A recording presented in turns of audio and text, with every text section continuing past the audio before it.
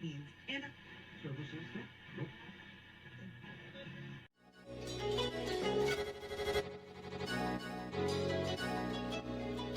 let's go.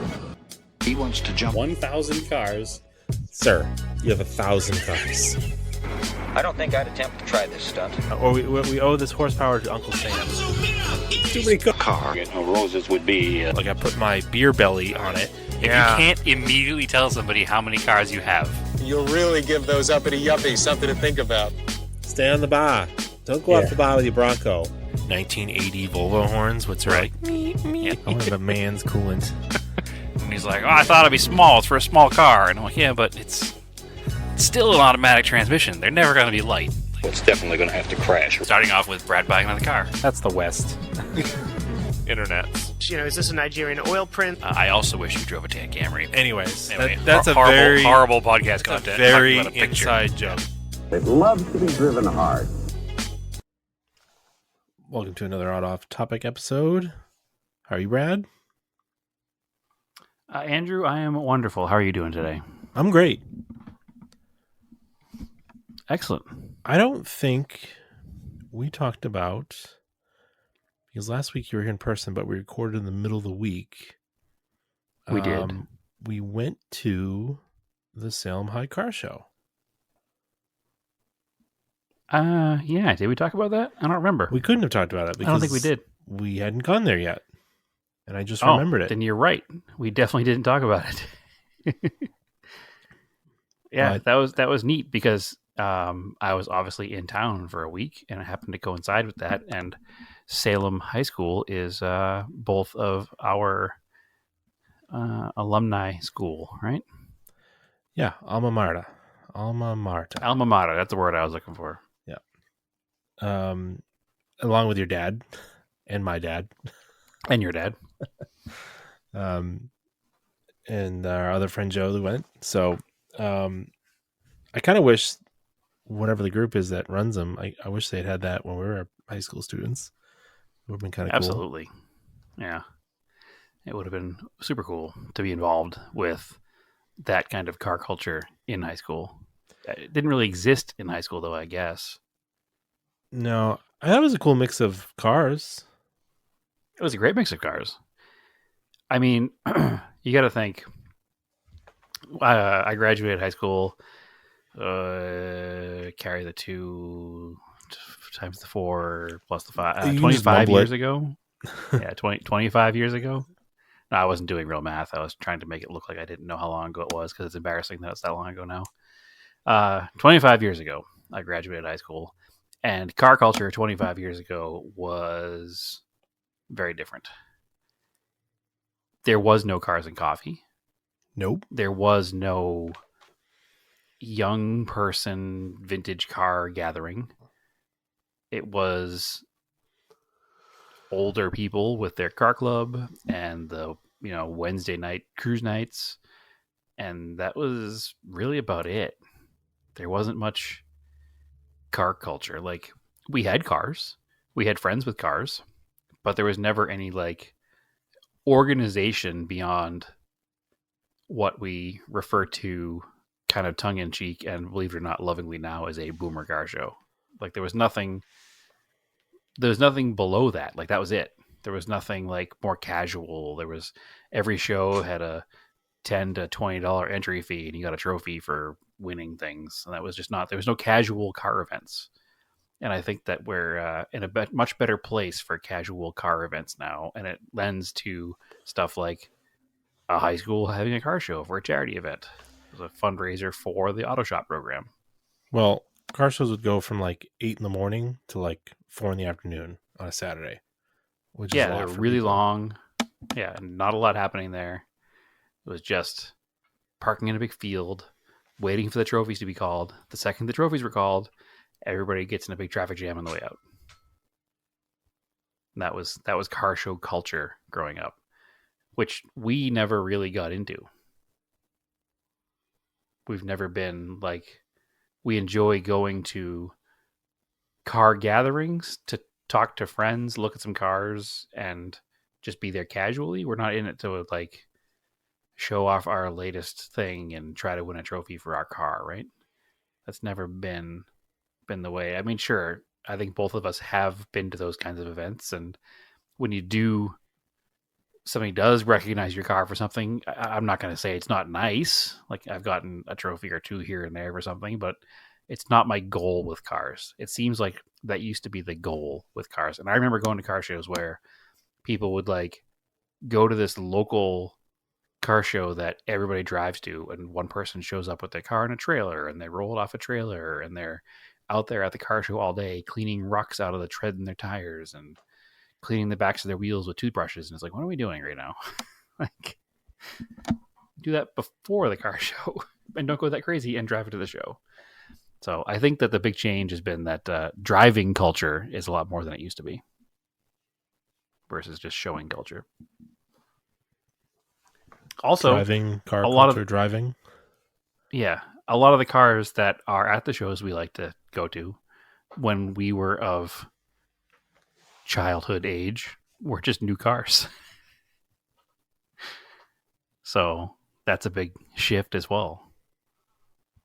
You know, that's the whole Redwood effect, right? All those 80s and 90s cars were just cars. So Yeah, exactly. And I think that's how we got dragged into the whole Redwood thing ourselves, was because it was appreciating the cars that we liked, and it wasn't a trophy show. There were a couple of like superlative type trophies at the end of the show, but it wasn't like best paint, best engine bay, best 1980 to 1985 Corvette, best 1985 to 1990 Corvette, best 1980 to 1985 Mustang, best 19. It wasn't that ridiculousness. And I remember going to shows like that where literally there was a category for every generation of Mustang or every generation of Camaro, and it's just like, what is happening right now? So yeah, there were some muscle cars, but also I was surprised that there were some micro cars, like they're just local micro cars running around. Yep, there was a Henkel, Yep. which is electric swapped, which is kind of neat. And then there was an Isetta that was gasoline powered. Yep. And what I thought was cool was that at the auto shop at the school, they're doing an electric swap on an S10. Yep. And that was displayed there. They're building Grassroots Motorsports $2,000 challenge cars. Yep. Which is cool. Like, what? This is not high school we went to. Nope. That's way cooler. Again, that stuff didn't exist when we were in high school, so. Yeah. I don't know. It was a good time. Go ahead. Sorry. No, it was. I just brought the Montero. I think, would your dad bring the Camaro, and would you drive the Spitfire? He brought his 67 Camaro, and I brought his Spitfire. Yeah. He actually did win an award at that show. Oh, he did? He did. He won Best Alumni Car. Oh, cool. With the Camaro. Yeah.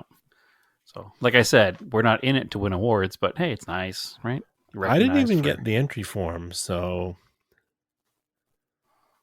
you had to walk up and get it. Oh, okay. That's on you. Yeah, they're up All right, front of the fair. table. That's fair. It was low effort. If you didn't get one, that's on you. Yeah. I will say that that reflects your my high son, school experience. Yeah, exactly. Not trying very hard. You get in that parking lot and you immediately just slack off at everything. Yeah. I will say it was really adorable because your son loves to hang out in the back of your Montero. Yeah. And it has sliding windows. And I walked up to the window and he slid the window open and he immediately asked me what kind of ice cream I wanted. Yeah.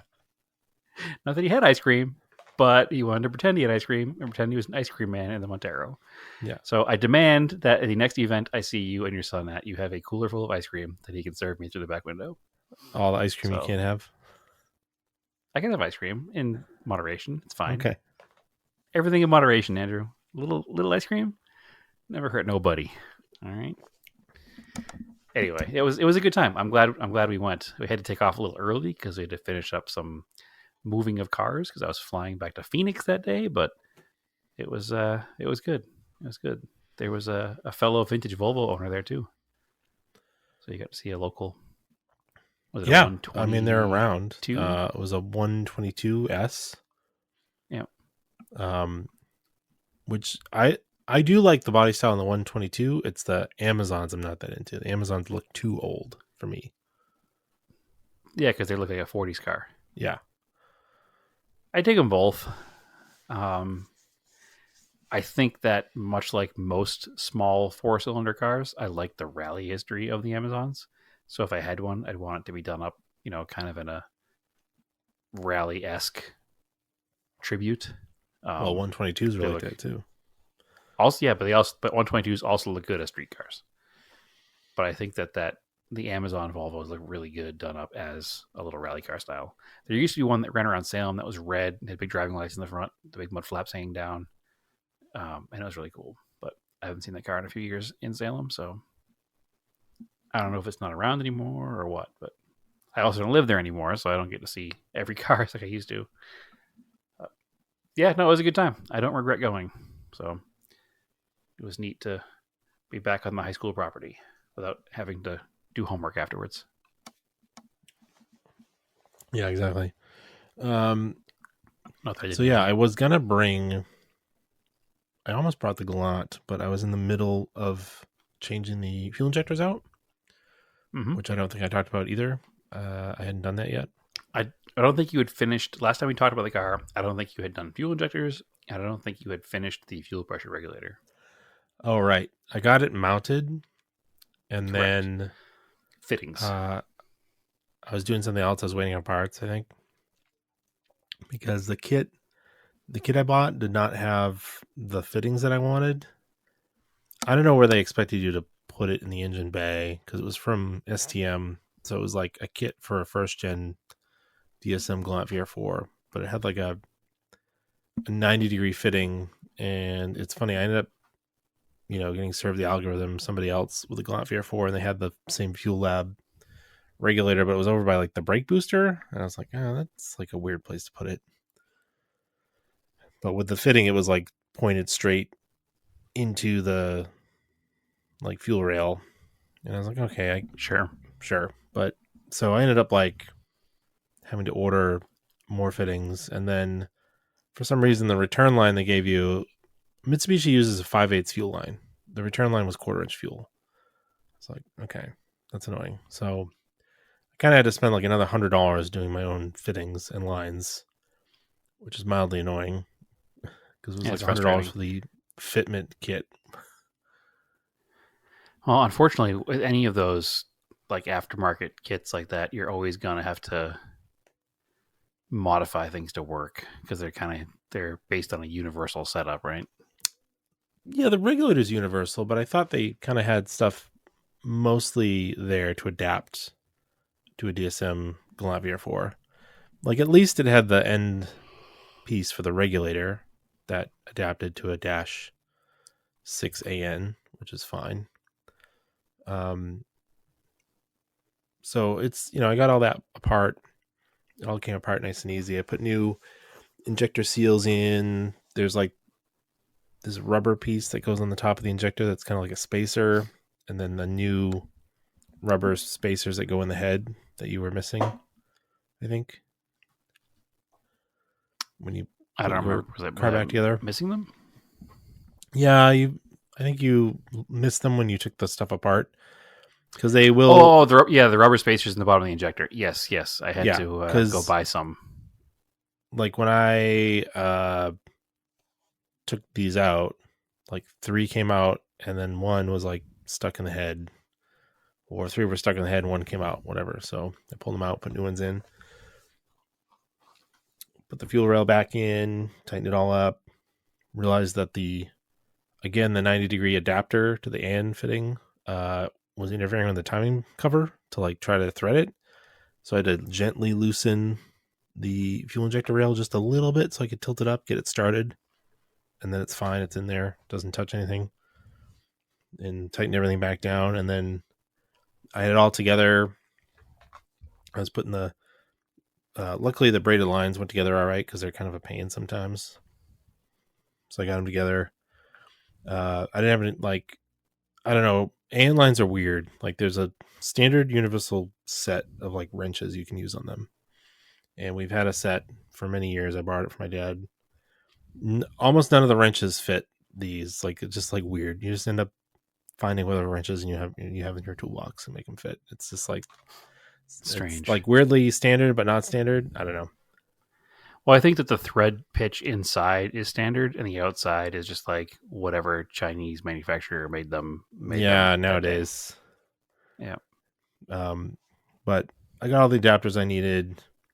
I got a 90-degree 5/8 to come out of the bottom of the thing for the return. Of course, like I ordered new fuel line. I like the Earl's Vapor Guard fuel line because it works with modern fuels and doesn't leak gas or smell. You don't have like vapor smell from it. And I got it all together. Or actually, I ordered stuff from Summit, and of course those nice like fuel injection clamps that are like a T-bar clamp kind of. You know the ones we're talking about? Fuel injection, like made for fuel injection. They didn't have the 5/8 size. Like it was like we won't have them until July. I was like, not doing that. That's weird. So I was like, well, I'll order the size above. Maybe you can cinch it down, right? So I get them, and of course, I just trying them before the podcast here. They do not get small enough. I was like, they're like for like 3/8 or something, or they're larger. I don't know.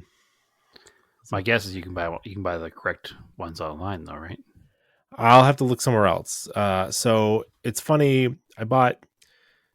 I used to be able to buy the Earl's thing by the foot, and Summit was like, call. I was like, definitely not doing that. Not calling. So I just bought 10 foot of it because it's like good fuel hose. Like I'll just have it for projects. I've used it to fix like the fuel line on the Montero that split and something else where I've talked about cutting off the ends of the factory fuel lines. Yeah, we've both done that. I did it on the Starion, I think. I did it on something. Yeah. So I was like, whatever, that's good to keep on hand. And then it turned out when I changed to the correct fitting on the return on the regulator, and I had the original hose from the car to the return was long enough. So I just used that. I didn't have to cut a new piece of hose. And I had used worm clamps on it, and it was already damaged by the worm clamps. So I'll just use that for now, and then I'll find some other clamps and swap it out with a new piece of hose. But I got everything tightened up. The nice thing about ECM Link is you can hook it up and go into the menu and turn on the fuel pump. Because when you turn the key on, the fuel pump doesn't turn on in a DSM or Galant VR4. It doesn't turn on until you're cranking. And I think we also confirmed this when we were trying to diagnose your Eclipse when it wasn't starting. If you remember. Yes, I think so as well. We were like trying to figure out why it wasn't cranking, and then we figured out like I don't remember it now, but there's some reason it has to like the engine has to like crank, and then it will fire the fuel pump. And if it's not cranking over, which was the problem with it was something CAS, to do with a signal to the. Yeah, I don't remember what it was, but there was something that like excites the relay to start the pump running. Yeah, maybe it's like an attack signal. Maybe there was something like that. There's something that triggers it. I remember now vaguely because we were reading the book. I don't remember specifics. This is why I keep the service manuals around, because I cannot internalize all of this. I know there's a reason for it, and I just go back and reference it. Yeah, I think I remember dealing with it on the Starion as well, and I think it was a similar issue. And if memory serves me right, and maybe this was a different car because there've been so many cars over the years, but I don't know if it was Mitsubishi. I think it took the tack signal. So when the tack started bouncing as the car was cranking over, the fuel, something weird like that. I don't remember. Because the cars do have, these DSMs and Galant VR4s do have a fuel pump check connector on the firewall that you can apply 12 volt to and will run the pump. Correct. I remember doing that in my car. So anyway, ECM Link allows you to do that through the menu. You just click it and it'll just run the pump. Okay. So it was cool. I ran it and I could hear the fuel come up and fill up all the areas that I had emptied. and the regulator wasn't set right, so I was able to set it, at least without the engine running, to the base fuel pressure. So I haven't had a chance to start it, but once it starts and it's got vacuum, then I can readjust at idle to make sure it has the correct 38 psi. But for now, it should start on 38 psi that it has if it runs, which it should. But also, by pressurizing it, nothing's leaking. So it's cool. Excellent. That means it'll theoretically be drivable. It should. It should be exactly the same as I left it. You also go into ECM Link and you tell it that you've changed the injector size, and you tell it the fuel pressure you're running, and it automatically compensates the fuel calculation for idle. So you're not running too rich at idle. I honestly think that with all of the new technology coming out, I know DSM Link's not new, but like everything you're talking about to make this car run and drive normal, like I don't think it's going to be obsolete anytime soon. Like people are going to be making parts for these for a long time, and as 3D printing and CAD programs become more and more home friendly, I think there's going to be, enough people with one of these Eclipse or Gallants or a 4G60 turbo car to keep them on the road for a long time. Yeah. So that's exciting. I noticed it still had the code in there for the coolant temp sensor, but it hasn't been run since I changed it. So I cleared it. Yeah. And then I just need some time to. I mean, this whole thing goes back to what we talked about earlier with 25 years ago car culture. Like 25 years ago, if a Galant VR4 died, you had to rely on Mitsubishi dealer parts and one old tech that remembered how to work on it. Whereas now there's just so much more information and so many more parts just available for these things. Not 1 GB timing covers, but other than that, everything seems to be pretty. I hear people are working available on it, so we'll see with 3D printers. Hopefully, if they need one to scan, I have a really perfect mint one now. So yeah, 3D scanning is pretty cool. I got to. That's what I mean. And as that technology becomes more downscaled and able to be in somebody's home, we're going to see a lot more enthusiast-based stuff continue to be on the road. If only we could figure out windshields. Yeah. So I'm planning as soon as I get a chance. The problem is I've got those cloth seats I bought for the Montero are now sitting behind it, so I got to clear them out, and so I can get it out of the garage. Sounds like you need another shed. I might need another shed, or I might need to reorganize my current shed because it's not fully utilized. But I also don't want it overflowing and stuff. I was like, oh yeah, I have a bunch of extra parts I need to get rid of too that I'm not using. That for cars I don't have anymore, so I need to sell those as well. Excellent.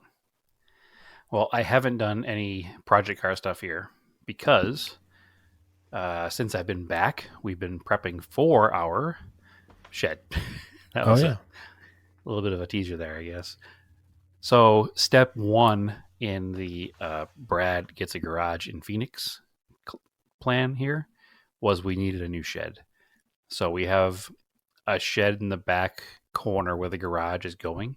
That's one of those metal 1970s sheds with the sliding doors that all at this point are 50 years old, almost, probably 40. Let's see, the house built in 78, so about 44, 45 years old.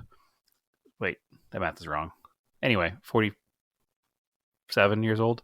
So anyway, it's falling apart and it's in the way. So the initial thought was, I guess we could just move this shed over to next to the house, but it's not a very big shed. You have to duck to get in it. You can't stand up in it because it's like a half height. It's got 5-foot walls, which is super inconvenient because you don't want to have to duck to get into your shed and then duck the whole time you're in your shed getting things out of it, because you're guaranteed every time to bump your head. It's guaranteed. Not an option. So we decided that we would buy a new shed. Now we are buying our garage from the company called Tough Shed, who, as you can probably imagine from their name, build sheds. Tough sheds. Tough shed. They build the sheds that you can buy at Home Depot. However, if you buy directly from them, they give you a nicer product. So we bought directly from them. So when I got back from Massachusetts, day one was relaxed because I needed to get, relaxed. And then after that, it was after work. Naomi and I were working on the side yard to prep it for the shed. So we rented a tiller, like a Honda gas tiller, to kind of loosen all the dirt up there. We had to get all the rocks out of the way because it's like a zero scape with stone over there. Had to scrape all that out of the way, then use a tiller, till up all the dirt, and then went over with a tamper and knocked it all down to make it as even as possible. Running a tiller was fun. I'll say that. It was cool to dig up the ground. I'm sure other people have been like, whatever, tiller, I do it every day. But for somebody who didn't grow up on a farm, never used a tiller before. So that was kind of fun. I won't take any credit for the tamping and the evening. That was Naomi's little, she wanted to do that all herself project. So if you know anything about Naomi, when she wants to do something by herself, you let her do it. But she did a great job. Everything's nice and flat. While she did that, I moved cars out of the way so the shed people could walk around the yard, because these sheds come prefabbed. So they bring it in with a floor and then 2 side walls, front wall, back wall, 2 roof halves, and assemble it all in your yard.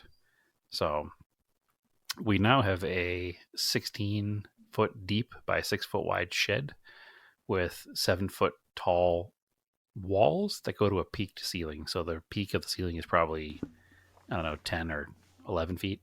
That's a massive shed. It's a very big shed, yes. That's a borderline garage. It's just too narrow. If it didn't have a door on the front, you could put a car inside of it. Tight. But with a door on the front, you couldn't get a car in it. But it didn't cost much more than a smaller one. So it didn't make any sense to go for a smaller one. Plus, where it is 100% hidden, so you can't really see it. So it's perfect. It's a part of our yard that's wasted space anyway, so you might as well fill it with a shed. So plenty of space for everything, and then some. Which I'm sure we'll find out that even though it's that big, it isn't big enough. And we'll fill it with stuff and be annoyed that it's already full. But that's just storage in general, I guess. But anyway, that's step one for getting the garage built. So we have the shed. We have not moved everything into the shed here from the old shed because it's been auto off topic weather report, record high temperatures in Phoenix already. So didn't exactly want to go outside and start moving things around today at 113 degrees after work. But yeah, so that's why there hasn't been any automotive progress here this week. But that will change, and by next episode there'll be some progress. So get a couple of things planned to work on, even though it's hot. So, but that's it. No other project car updates because there hasn't been any project car work. Just massive shed construction. And it's funny because if you see a picture of the shed, it looks small because of its proportions. That's 16 feet deep by 6 feet wide. When you just look at it, it looks like a skinny, narrow hallway. But when you step inside of it, you're like, oh, this thing is pretty big. There's plenty of room in here. Yeah, mine's only like 8 by 10. Yeah. Well, I was like, I could even put like my motorcycle in here for the hot summer season when I'm not riding it. Keep it out of the sun. So there you go. And still have room for all of our stuff. So it'll be good. It'll free up room everywhere. All the spare wheels. Well, the problem is you don't want to like just fill it with stuff. Like... No. We're actually tomorrow after work, we're going to Home Depot and buying some wood to make some shelves and to make sure we organize it properly. So, well, now is a good time to like purge stuff. As you're also that. Yeah, we were actually talking about that a little while ago, that as we dump out the old shed, we'll be like, oh, this can all just get donated. Yeah. You're like, I don't actually need all this. And then we have 37 coolers. We only need 35. Yeah. So that's kind of where it will be. And I said coolers specifically so that when Naomi listens, she'll laugh because she knows we have a lot of coolers. Yeah, why do you have so She many loves her coolers. She loves her coolers. Listen, I have a lot of cars. I'm not going to question her cooler love. Everybody has their thing. All right, I do have several There is you do need different coolers for different You need scenarios. a variety of sizes. Yeah. Yeah. You need soft-sided ones, you need hard-sided ones. Yep. You need ones for multiple days, ones for just a few hours. Yeah, and I think the obsession started when her company store started stocking the Arctic brand, and so she gets a discount on them because the company store, and you can buy them on your company account. So they just you buy a cooler, and they take $10 out of your paycheck each week till it's paid. So we have a good variety of Arctic coolers. So I maintain they're Ritic. nope. You are quite wrong, but that's okay. That's how I always read it. I mean, if you look at it phonetically, it is RTIC, so it is R. Yeah. Tick. Yeah. Arctic. Yeah. And it's Samsonite. because cold. Oh. Yeah. Yeah, exactly. So anyway, that concludes this portion of 100% not car talk, just shed talk. So, Yep. And if you bring up sheds around Andrew, he will immediately send you the Instagram reel of the guy talking about becoming 40 and just thinking about sheds all the time. So He's not wrong. He's not wrong. he's not wrong. That's been my headspace for the past few months. So just talking about sheds. I was just. And if you want to have fun, go to Tough Shed's website, and you can even build a 3D model of a shed right there. Well, I got a local Reed's Ferry shed, and if you got a Reed's Ferry, you got a good one. Yeah, well, we don't have those here, so. But it is a good shed. I will. It's only been up for a day. Hasn't fallen down yet. It's the mark of a good shed. So, it does have a 7-year warranty. So I'm sure at 7 years and 1 day, that's when it'll fall down. Oh, I got a 30-year warranty. What? Wow. Oh well. I was like, Shed talk. I'll get the pressure treated floor, and the guy's like, you really don't need that. It's under warranty. We'll just replace it. It's like, okay. Sweet. But anyway, yeah. Dumping water on the floor every day. Sheds. Sheds. All right. Real quick. NASCAR last week. Oh, wait. Before you get NASCAR, more importantly. Yep. Other racing news. We lost a racing legend this week. We did. Parnelli Jones. Rufus Parnell. Yeah, nobody knew. I did not Jones. know. I did not know his name was Rufus Parnell. I've only ever known him as Parnelli Jones because obviously that was his preferred name, right? He obviously didn't like Rufus or Parnell. So Well, I was reading one of his obituaries, and they were talking about he wanted to. It was like a Harvey Mushman situation. okay. He wanted to go race. So he didn't want his family to discover that he was racing cars as a 17-year-old minor. Oh, that's right too. I did read that. I didn't know that's why he changed his name though. Well, his friend coined this nickname because there was some girl, Nellie, that he had a crush on or something. So he was like, "Oh, we'll just put Parnelli with an E at the end," and then ended up just being Parnelli with an I at the end, and it stuck. So. Well, it's funny that he was trying to hide his identity, and a man named Rufus Parnell Jones was like, "You know what? I'll go by Parnelli Jones. They'll never figure it out." Yeah. I mean, I don't know. In an era of just newspapers, you probably wouldn't. Yeah, Maybe make that true. connection. You'd have to read the newspaper about auto racing, which I'm sure his parents weren't cool with, so they probably didn't read the auto racing section of the newspaper. Yeah. Interesting. I mean, if it's 100% a true story, it's a good story. If it's not 100% a true story, it's still a good story. So Yeah. I like it. But he was a very successful race car driver. He started in the 60s. I mean, he ran Indy cars. He ran NASCAR. He ran Trans Am. He did Baja. He ran and was successful in everything. Yeah. So really, really some synchronicity because we're just at Indy 500. Yeah. He was the first driver to qualify over 150 miles an hour. which is wild. Yep. He was doing that in a rear-engine gurney forward, right? They don't say the car. So I know the big thing was he was there the year that the rear-engine cars first started running there. Yep. And he was, I think, in a gurney Eagle, and Colin Chapman was there with Lotus, and the racetrack people, like the officials, were upset about rear engine cars because they had this big side saddle oil tank, and they were afraid that they were going to rupture and make a mess all over the track, which teaser alert, they did. Yeah. But they had claimed that if anybody leaked any oil on the track, they were going to be disqualified immediately. And his side tank cracked or something. I'd have to go back and read the story.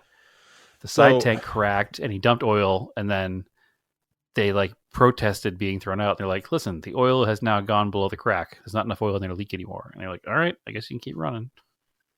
Yeah. So that was 63.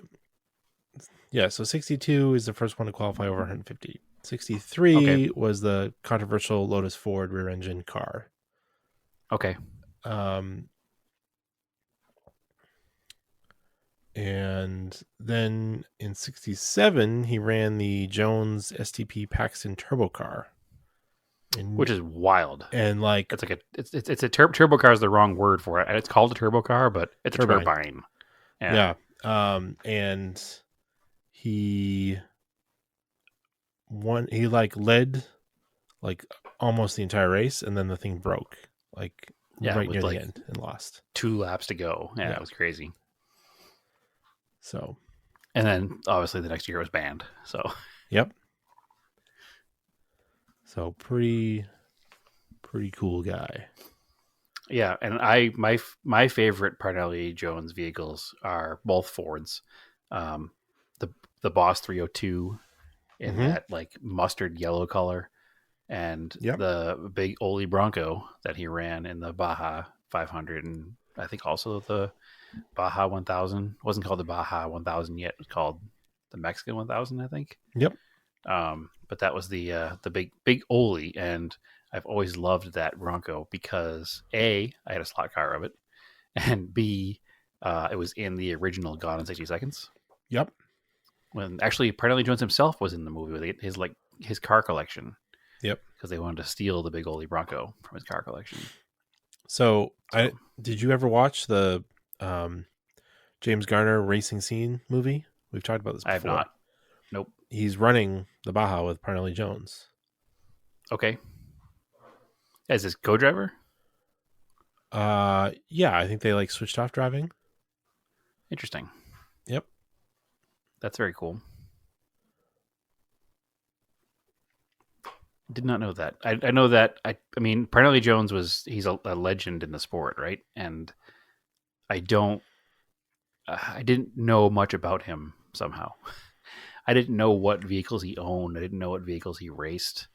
I knew about the Mustang. I knew about the Bronco, and I knew he had history with IndyCar. But if you asked me last week who drove the turbine car, I wouldn't have been able to pull out that it was Parnelli Jones. And I feel like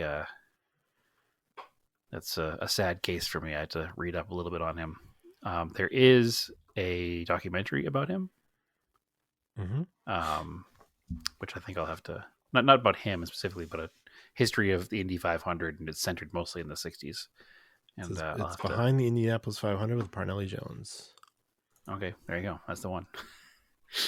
So I'll have to watch that and learn a little more about him. But it's interesting guy, and definitely a legend in auto racing, and certainly helped build modern auto racing to what it is today. So he was 90. I don't know how he passed. I'm just old age, I guess. I don't know if he was sick or what, but nonetheless, let a legend gone. Moving on, NASCAR. We watched the NASCAR race last week. It was St. Louis. Yeah. They call it the St. Louis race, but it's actually in Yeah, it's like Gateway Racetrack. It's like World Technology Racetrack or something. Yep. Also, yeah, synchronistic because you were just there. Yeah, I was gonna say it's funny because when we flew into St. Louis and drove to Indy, we drove right past that track to Yeah, see it I from the guess highway. I feel like when it was on TV, they showed like you can see the arch from there, and I think they're also there because they were doing testing for the Brickyard during the week. I know they're doing testing for the Brickyard because I heard that Kyle Busch crashed pretty hard doing tire testing for Yeah. the Brickyard. Which I didn't know they still did the Brickyard race. For some reason that slipped me. I think they stopped and did a road course for a year or two, didn't they? They did do the Indy Road Course, yeah. Or did they run both? Now I don't remember. I don't remember either. But it would be cool to go back to Indy and see the NASCAR race. it would. Yeah. I'm really into wanting to go back there because there's like the Indy 8 hour, which is in October, and it's only like $65 for a ticket that gets you everywhere. Is that IMSA? No, it's like some third party endurance series. Like it's Interesting. not even WEC. It's like something else. It's weird. Indiana sports cars. I didn't even know it was like a thing until I bought a diecast of a car that won the Indy 8 hour. And I was like, Interesting. what is this race? It's not IMSA. Well, what kind of car was it? It was one of the AMGs, the GT3 cars. Okay. So it's like privateer racers, maybe? Yeah. That's interesting. It's funny because we were just talking, because we were just there. We were talking about like what else happens at this racetrack during the year. Like what, I don't know if you live in that area. They don't do like HPDE days there. There's not like. I think they do the road course. Indy. Do they really? Yeah, I'm pretty sure I've seen Track Night in America advertised there. That would be a cool thing to do. Like, baseball fans like to go to all the different baseball parks. Like, as car people, like, try to hit a different legendary track for a track day once a year. Yeah, I mean, they do ones at Daytona, which is cool. Yep. Yeah. I mean, I know Laguna Seca does them and Daytona does them. If Indy does, that's cool. I didn't know that. Maybe that's a new car guy stretch goal. We've done Lime Rock. Sure. Done Nürburgring. Yeah, that's a big one. Actually, that race was last weekend too. I didn't pay enough attention. Yeah, we can talk about that. I know it got fogged out. Yeah, there was a ton of good racing last weekend. So we got off topic. The NASCAR race was in St. Louis, but it's like it was like the Enjoy Illinois 300. But I'm like, where is the racetrack this race? is technically the racetrack is technically in Illinois, but at that point of Illinois, it's not near enough to Chicago to call it Chicago, so they call it St. Louis because it's closer to St. Louis. Yeah, because otherwise it would be like the Illinois. It would be like the Smith, Illinois 300 or something. And like, where is this city? Who knows? St. Louis is what we're going to call it. All I know is when you're driving across country, you get to Missouri, right? Because that's where St. Louis is, or the city's like split in the middle, isn't it?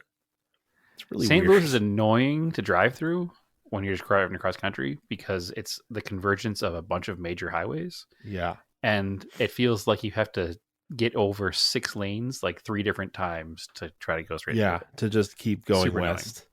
Annoying. Yeah. And then like you're like, all right, I'm in Missouri. Here comes Indiana. It's like, no, wait, here's Illinois to drive through, and I'm Illinois'd. Yep. Yeah, it's that whole, I don't want to, alienate all of our listeners in the middle of the country, but you don't learn much about it in school.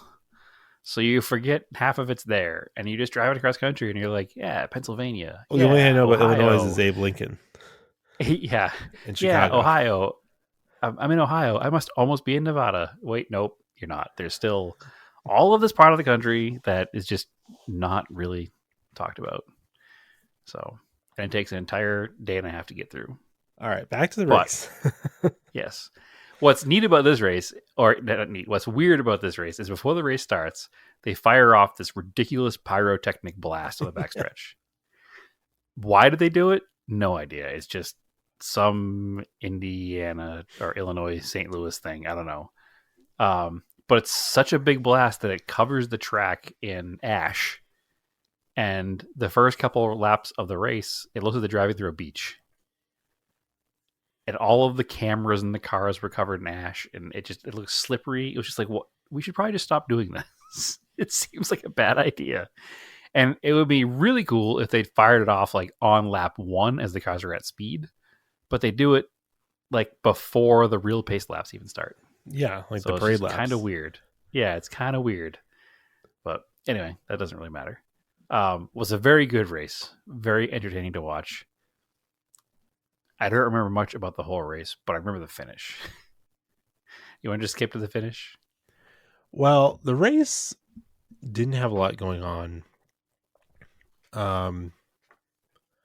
It's a 1.25 mile track.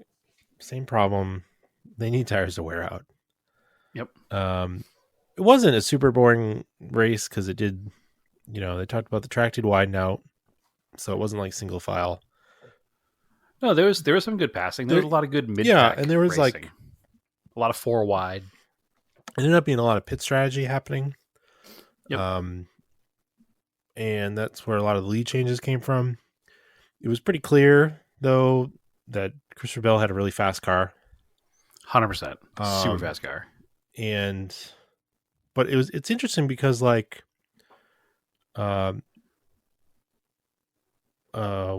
who's the 34? McDonough? McDowell. Michael McDowell. Yeah. How dare you? He's the Phoenix local. He was on the pole. He's really fast.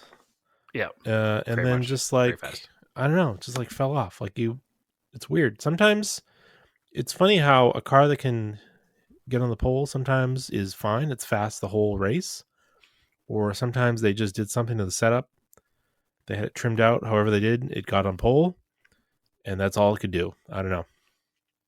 Well, a lot of times once the car is out there driving for lap after lap after lap, the car was set up ideal on a brand new set of tires for 3 laps.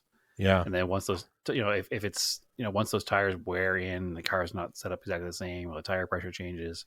I guess one of the other big things too was that they were surprised by how sunny it was that day because it was supposed to be overcast. Yeah. So the track temperatures were way higher than they were supposed to be, which threw everybody for a loop as far as the setups go. And I think that's probably part of the thing too. Like they were probably set it up for their qualifying effort, qualified in the pole by like a good margin too, and then went out there with the wrong setup for the heat and just couldn't keep up.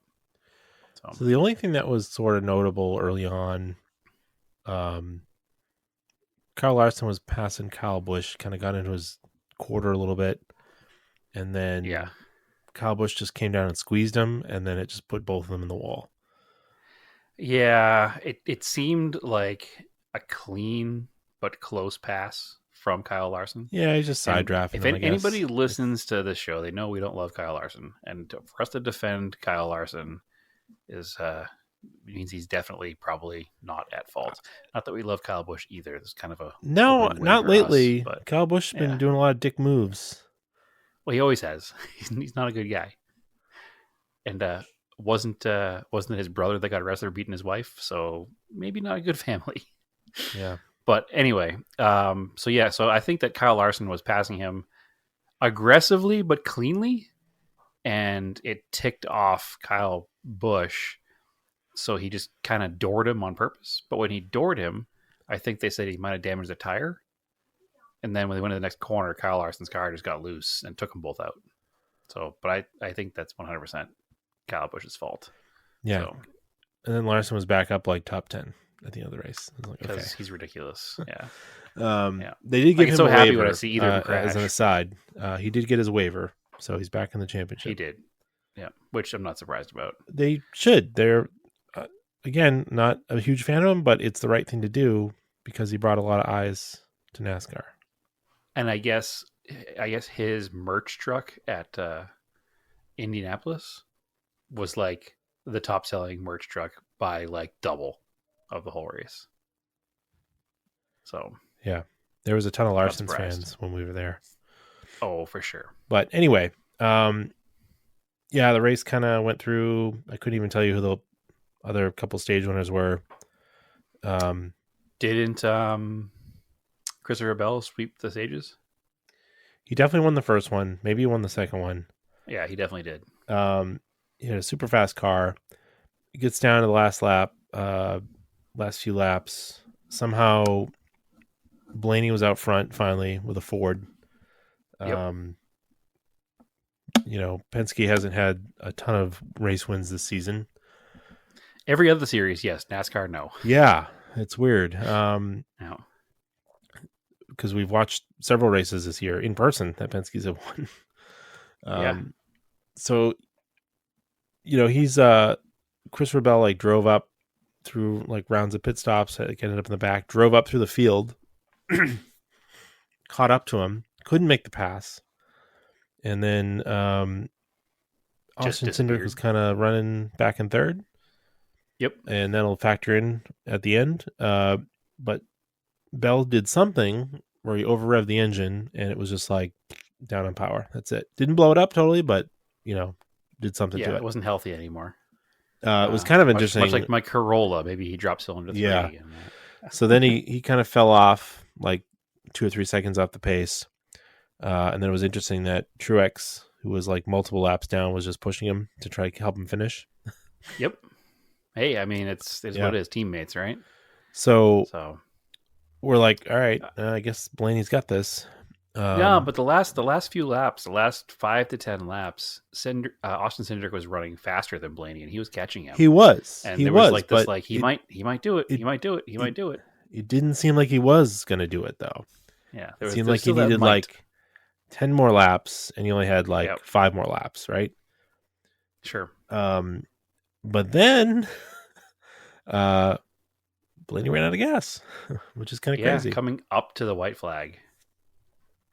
All of a sudden he dropped off, and it's just I don't know. That's how you make your luck in racing, right? You just keep pushing. I mean, a lot of the NASCAR fans get mad when somebody wins a race by that kind of factor. Hey, you deserve third. Both cars in front of you broke. But yeah, that's racing. That is racing. That's how it works. Part of the reason racing exists was it was a test of endurance for car manufacturers. Yeah, it wasn't just, hey, my car is faster. It was, hey, my car is faster and will run longer. Yeah, and your team doesn't make mistakes. They made a mistake by not putting enough fuel in the car. Yep, that's the strategy point at that point. You need to have everything work together. It's all important, and I don't take the victory away from Cindric at all. No, because it seems like everybody online did. No, because Cindric's team made their luck, right? They executed and they put the car in that position, and when other people failed, that they got the victory. That's winning. And it's not like they were in last place and won the race. They were in third. They were doing well. They had a really good day. So and also, aside, that did put a Ford in victory. Penske car. So yep. That's what I meant. Sorry, a Penske car. So a Penske car did wind up winning the race eventually, anyway, somehow. Yeah. So yeah, that was a cool race. But anyway, enough NASCAR. There was some other cool races going on. IMSA was in Detroit. IndyCar was in Detroit. Sure. I watched the whole IMSA race. That was pretty cool. There's some cool passes. I should set my DVR to record that because I miss it every week. Yeah, that's what I do. I don't only have so much time on a weekend to sit and watch racing. Yeah, I mean, I got to get into sometimes the recaps on YouTube. I started to watch the IndyCar record and I didn't, and I meant to go watch the recap. I couldn't tell you who won that race. The YouTube recaps are usually pretty good. Yeah. I know that usually the race series puts them together now. NASCAR does a 15 or 30-minute recap after every race, and it's really pretty good. But, we're in the middle of racing season, so there's a ton of good racing going on. Last weekend was particularly packed. But it was cool. The Acura, Wayne Taylor Racing Andretti, won past the Porsche with like 5 minutes to go in Detroit. Ended up winning. Excellent. I forget which So class the Penske lost Rexy that car race. is in, but they won. Yeah, GT. Nope, I don't want to say it wrong. So I don't know if they're say GTD or GT Pro. I think GT Pro. Yeah, I get those. I get the GT cars confused because there's two classes and they're like the same car, but it's the drivers that make the difference. I've been following AO Racing. That's the Rexy car team. Yep. Their Instagram has been fun. They have like plush dinosaurs and stuff that they do funny things with, and it's an entertaining follow. Plus, I think it's probably pretty good for bringing young people into the sport by having like that kind of cartoonish character. So Yes, I think it's cool. And that car exists in diecast. Now I need to buy it. So I actually have it. I have one on the way. It just got released, I so need to get one. Yeah. So yeah, that I think Detroit's a cool circuit. They're going to Watkins Glen next. I think. Super bummed that they're not going to Lime Rock. And it happens to be that Watkins Glen is the same weekend as the NASCAR Cup race, which I have tickets to. So, Right. in New Hampshire. I wish that NASCAR and IndyCar and sports car racing would kind of do like a big like mega weekend. Like how cool would it have been to also have NASCAR at Detroit? They might at some point because NASCAR owns IMSA. IndyCar and NASCAR are clearly friendly. Yeah, especially with the whole Penske connection. Like Penske owns IndyCar and he runs NASCAR teams.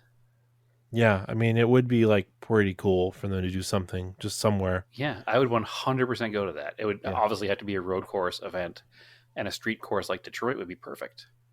Yeah, even if they did Chicago, like just some mega, yeah, the street course is already fan event, right? The street course is already set up. The city's already inconvenienced. Like, let's make some more money for the town, bring in more people, and let's do this big mega weekend. Even add other stuff, like do racing starting on a Wednesday with, I don't know if stadium super trucks are even a thing anymore, but with like super trucks or drifting or, because all these events do combine at other places, just never all together. Like, just put them all together for one big, like, Super America Motorsports weekend. That would be a really neat thing. And I think that would be, I don't know, put me in charge. Yeah, seriously. Auto off topic for president of auto racing. Yep. So yeah, then also speaking of like YouTube and democratizing seeing racing, they do live streams of the Nürburgring 24-hour race. Sure. But interestingly, and I'll get to it, the qualifying was on YouTube as live streaming with commentary from the Radio Le Mans people, which is like perfect. That's like my favorite. Yep. And the early Saturday morning, before the 24-hour race started, that started in the afternoon in Germany. In the morning, I was watching it. They did the like 3-hour classic race, which is like cars from late 60s all the way to like the 2000s of like GT cars. So cool because it's just like privateer teams running basically modern historics for 3 hours around the Nürburgring. I believe they call them young timers over there. Basically, yeah. And when they do the Nürburgring 24-hour race, it is the Nordschleife and the Grand Prix circuit. So massive track. So it's such a huge track that they run it's like 129 cars. And they release them in waves because you couldn't just start 129 cars at once. But it's probably on YouTube. Maybe they edited out the dead air they had for like 30 minutes at the beginning. I was frustrated because I was trying to watch it and I thought my thing kept freezing. I didn't realize it was dead air. Yeah, so maybe you can go back and just... It's not like super exciting stuff, but you can just put it on in the background while you're doing something else. But just seeing the vintage cars on track and hearing them is cool enough for me. Yeah. I mean, that's why we go to the historics. Like, we don't go to the historics expecting, bumper to door-to-door, bumper-to-bumper action. You go to see old cars at speed on track. So then later on in the day after the car show, I was like, oh, I got back to the house and Marco's taking a nap. I'm like, I want to watch some more of this 24-hour race.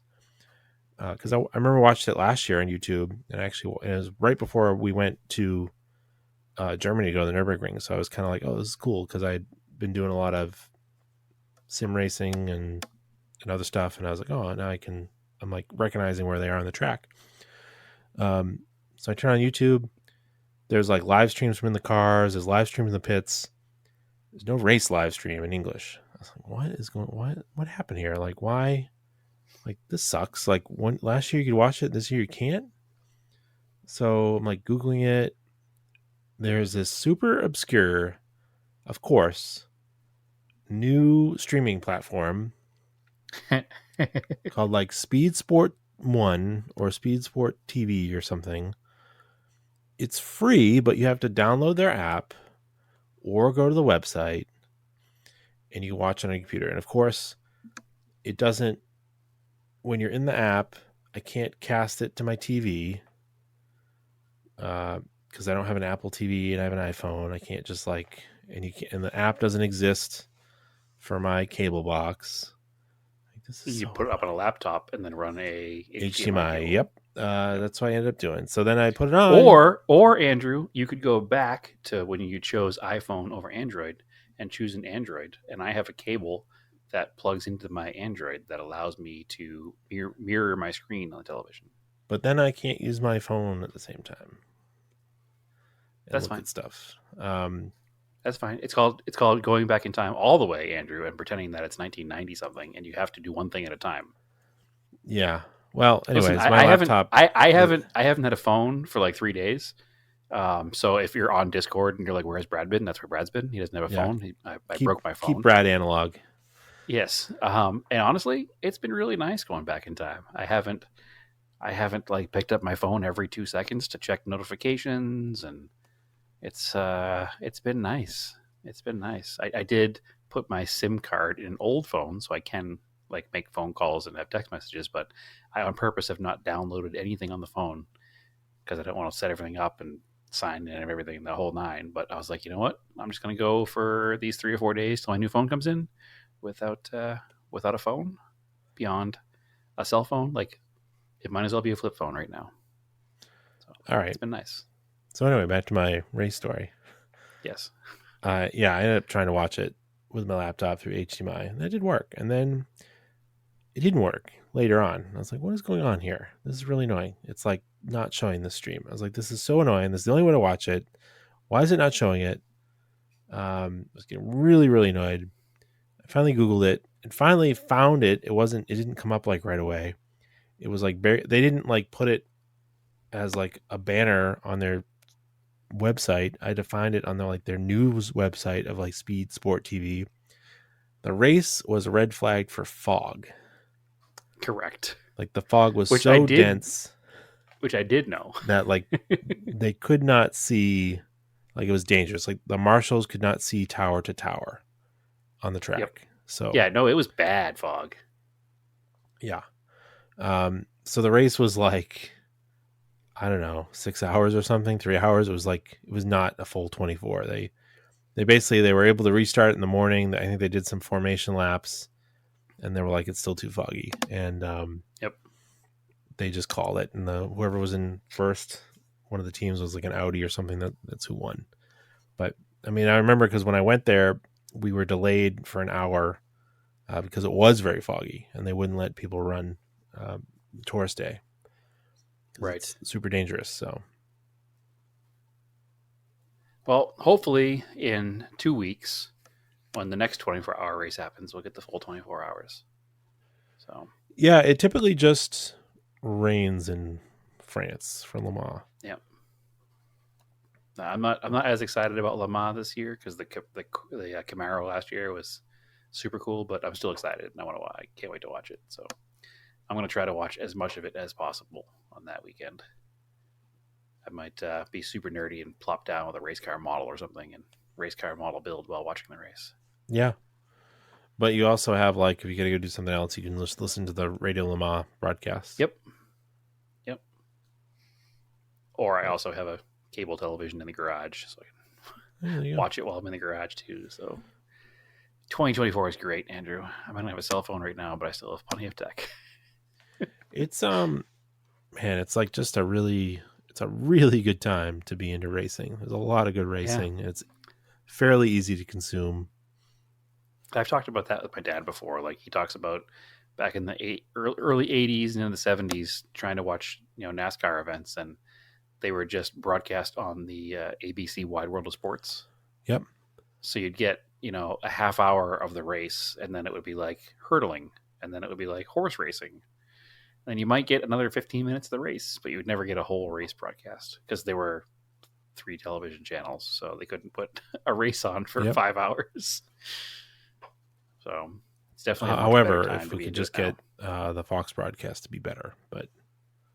Well, we're in luck because the Fox broadcast is almost over. It's almost time to switch to the next network. Yeah, what do they got? 2 more weeks? They switch. I think they switched during the not during the All-Star, during the 4th of July race. Probably. Oh, that was the other thing. So speaking of that, Shane Van Gisbergen won the Xfinity race at Portland. Did you watch it? Which is also annoying because they should have had the Cup race there too because it's a road course. Yeah. They're in the trucks and the Xfinity cars there. Yeah. So I did not watch that race, but I did watch the YouTube breakdown of that race afterwards. Yeah. It looked like it was a fun race. And it's amazing what a driver SVG is, because he was pretty mired back in the pack a couple of times after pit strategy stuff and just drove his way to the top each time. Did you see the I don't even know what the driver was, but it was like I kind of vaguely remember the spot. It's a red car, Wheeling car, I think. Okay. It was the front end was damaged. You've probably seen the memes with this big pit crew guy. It's like probably 300 pounds, like runs and dives on the hood to like bend the hood down.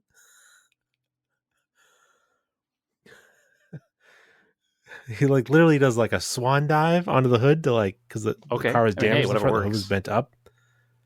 So obviously to like, you only have a certain amount of time to like bend stuff back, and these Xfinity cars are still sheet metal, because I think they're still Gen 6 cars. So he literally ran and like so just we got a dove huge on the hood guy and just, theory like, and a serial crusher theory. That's pretty good. Yeah, so funny. I'll have to look for that. But anyway, yeah, no, Le Mans is not this weekend; it's the following weekend. So I'm excited to watch that 24-hour race.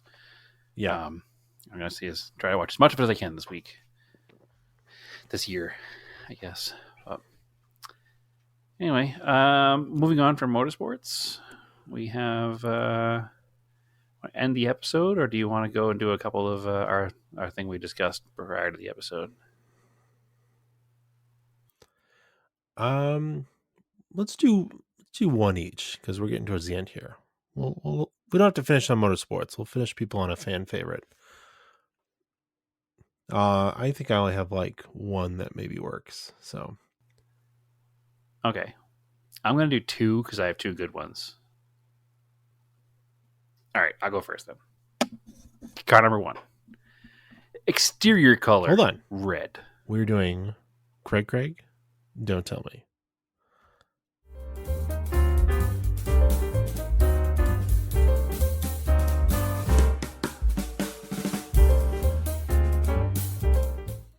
All right. Exterior color, red. Interior color, black. VIN number, blah, blah, blah. Mileage, 78,862. Miles per gallon, 19 city, 26 highway. Engine, 2.0 liter turbo inline 4, 190 horsepower, 203 foot-pounds. Gasoline, 5-speed manual, front-wheel drive, clean title. Blank. 1 owner. Purchased new in Prescott, Arizona. Garage kept since new. Never detailed. It's clearly been detailed. Anyway, never detailed in excellent. 2-liter turbo inline 4 engine. 5-speed manual transmission. Front-wheel drive. Power assisted rack and pinion. 4-wheel independent. 4-wheel disc brakes. Bucket seats. Tilt steering. Power windows and door locks. functional air conditioning, 4-speaker cassette player. What 78,000 mile 5-speed 2-liter front wheel drive car do we have for sale? One old All lady right. owner. Well, it's American built.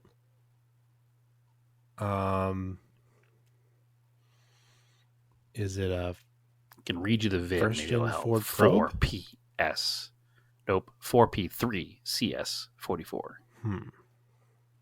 It is.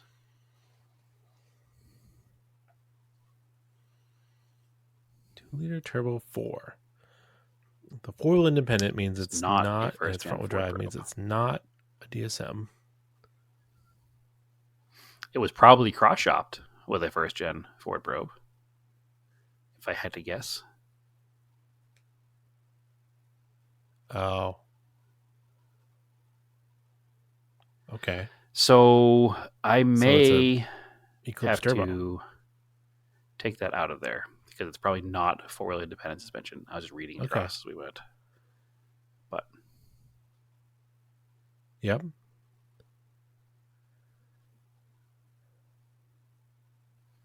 close. It is a 1990 Plymouth Laser RS Turbo hatchback. Cool. What color is it? It is ultra clean with 78,000 miles. Oh. Other than the fact that it has cheap Eagle 5-spokes. Yeah, it has is no body kit on bone it. stock, Yeah. right down to all the original decals still on the car. Red with a gray interior. The Yeah, Laser super grandma RS car. is such a simple looking car. There's no rocker moldings. That's no pretty rocker cool. moldings, no lower lip on the front bumper. The front grille insert between the headlights is painted Whoa. red, so it just kind of disappears. Okay. Yeah, but Yeah. available in the 4G63 Turbo 5-speed, which is what this car is. I mean, they want 13 grand for it, so it's definitely not a 2003 I don't know what brain I have. is like that. But Is way for a too much sub money. 100, But yeah, in for a sub 2024, that is 100,000 mile, probably the correct amount of money for it. I mean, all-wheel drive ones on BAT with this kind of mileage are going for almost 20 now. So I don't think it's a bad deal.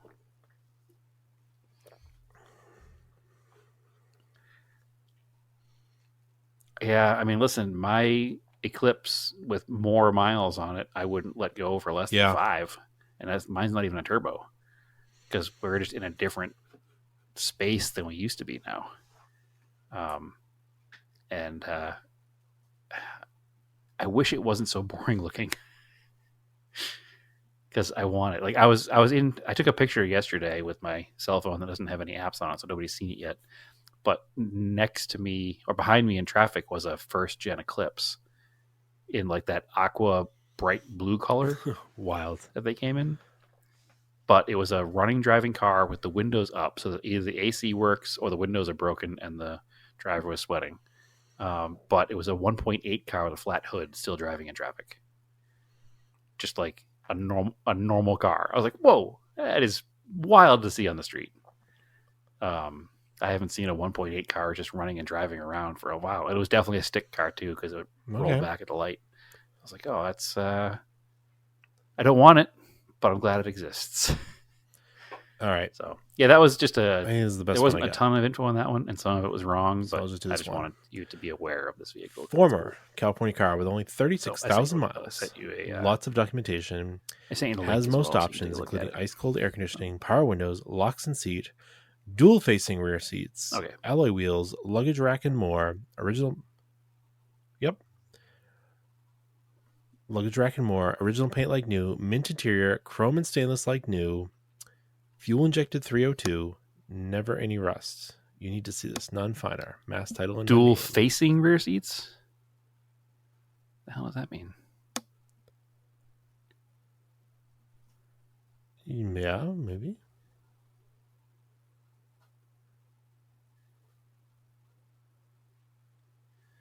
So it's a dual facing rear seats like station wagon style? Judges? Okay. They'll give it to you. 86 Ford Crown Victoria so it's wagon. a Ford Grand Marquis station wagon, So, or pretty much nailed it. Yeah, what do they call it? but, Country Squire. I mean, it is it's super like clean. 1985 like, Ford Country Squire. It's like belongs in Stranger Things clean, like it's brand new. It's prosthetic limb so it doesn't beige, have the wood trim or white, brown interior, with the rear seats face inward to each other, the third row. Awesome. Yeah, Perfect. it's wild.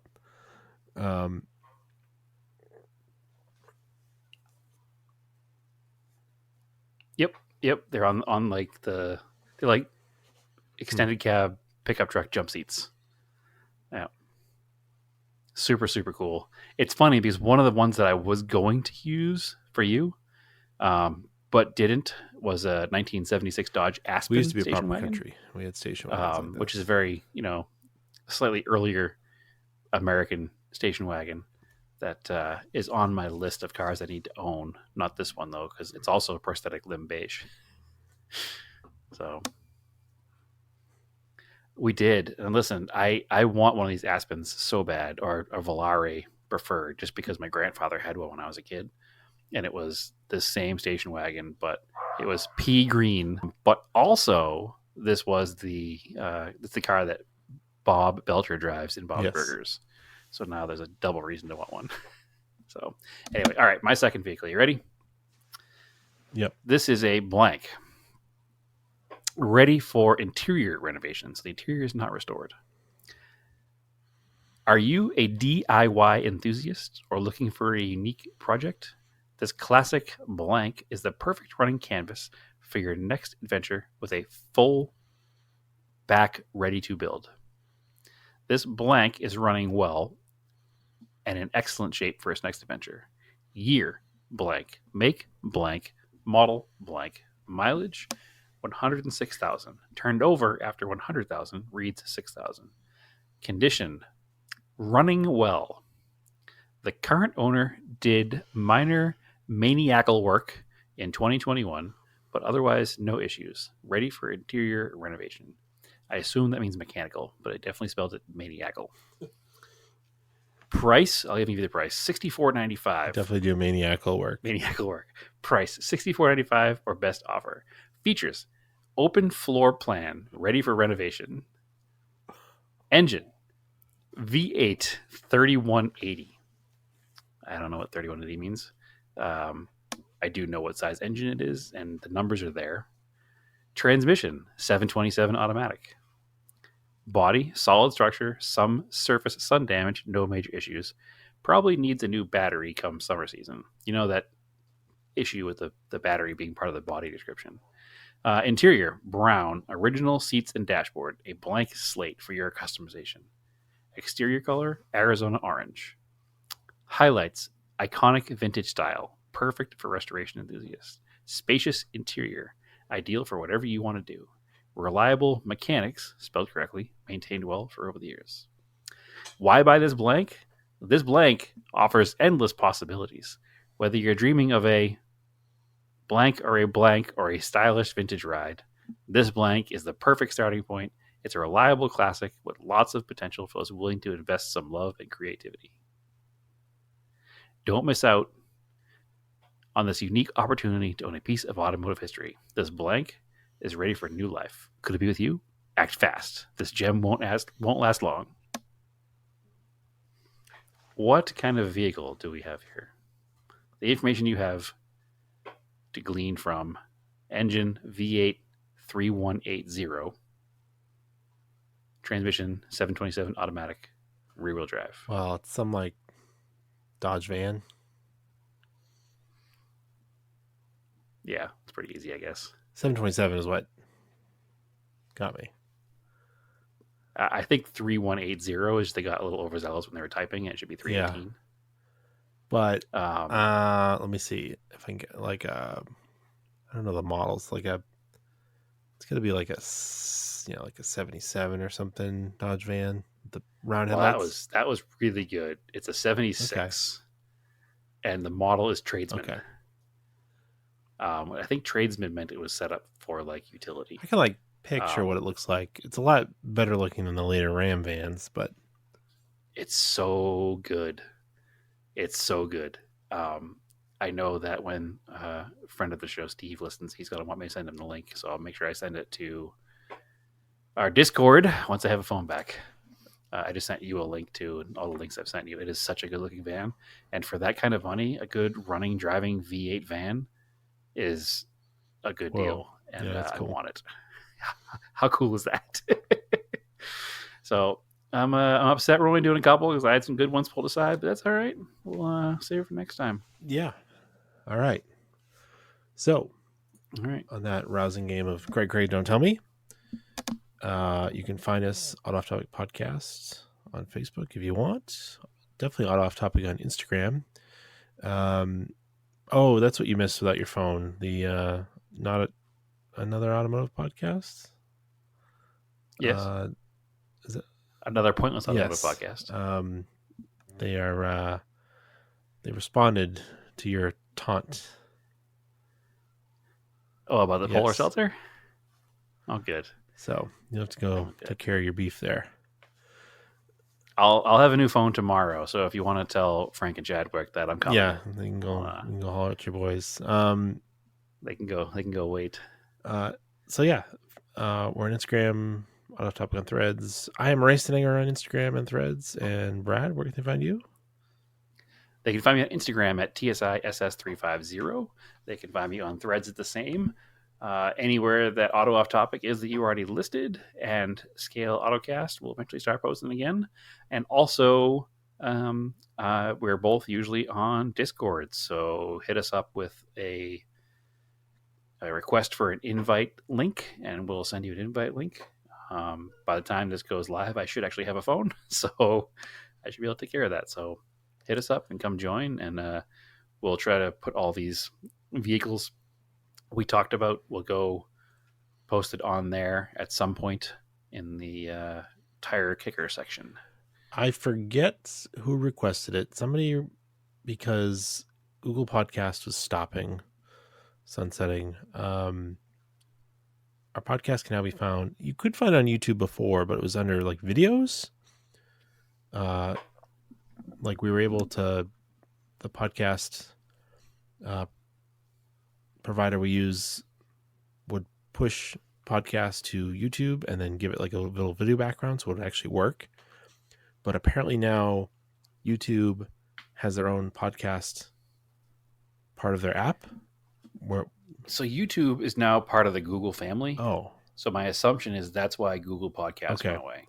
So, yeah.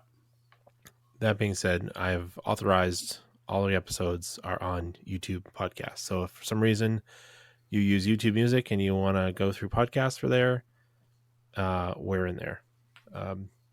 Because I think some of our listens were down because we weren't on Google and maybe people weren't getting it. But now we're back into the Google ecosystem, hopefully. So, or our listens are down because we're terrible. That is also possible. Because it could have been just relying on podcast catchers that pull from Apple Podcasts. And again, like I said, I still can't get us on that one podcast app, and I don't understand why. Which one?